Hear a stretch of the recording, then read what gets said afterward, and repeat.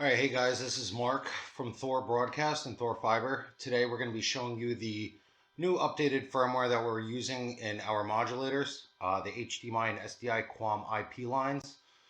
So all I did was type in the NMS port address right in my search bar and it should pop up. Just remember you have to be on the same port number.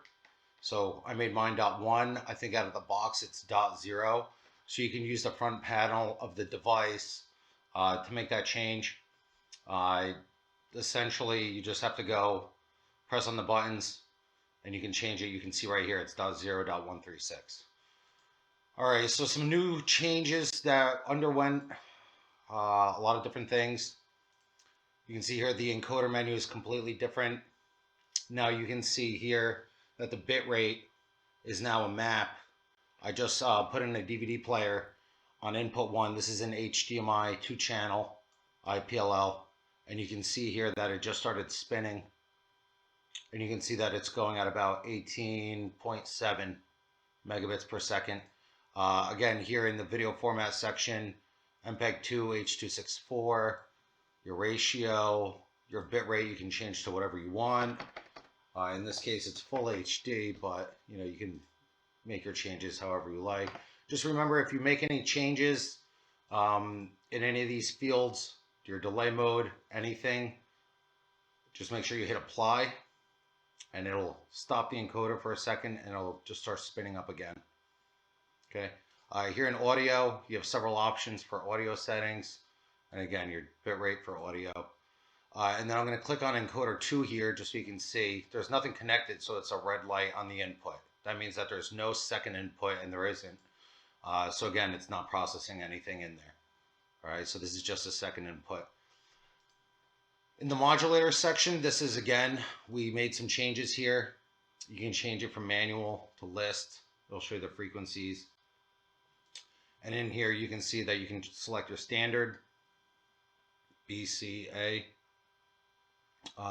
Change your dB level for RF. This is where you change your channel, your frequency number, and your QAM selection.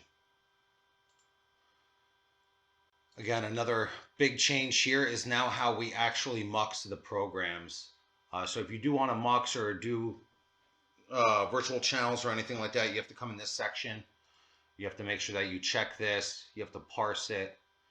And once it parses, it'll throw your TS stream out over here.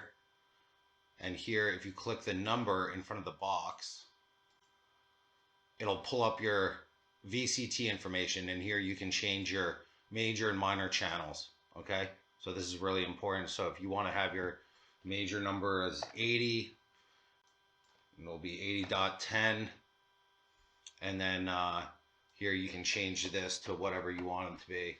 Make it ESPN and some PID information in case you need to adjust and change that. Okay, and after that, I want to show you guys the next thing, which is the general menu. And here, again, you can make some changes on the actual program information, but you want to click this button for a virtual channel. You want to make sure it's set to CVCT. And again, you can change your carrier frequency here, but it's more important that you put it in this TS. And this is the second channel. If I had something connected, there should be some information here, but there isn't, because I don't have anything in the second input. But this is, again, this is a new form of the menu. You can refresh the inputs, and you can see here that there's data going through the unit, program 0 of 1, because there's nothing in the second HDMI input. So you can see here it's 0. All right, and it's going to show you this on all of them, essentially. And again, you can remove these or add them however you like. But this is important just in case you're making a virtual channels. You're going to want to come over here and click the number in front of the box. And again, this is the second input, so there isn't any information in there. But if I go back to 1 and I click that button again, you'll see ESPN is here, channel 80.10. Okay. Then your output settings. Here again, you can see that there's data coming through the IP output. This is your IP stream through the gigabit port.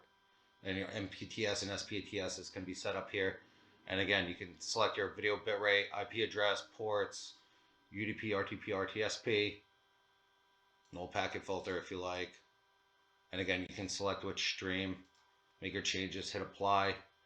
As far as the rest of the options, haven't changed a whole lot in here.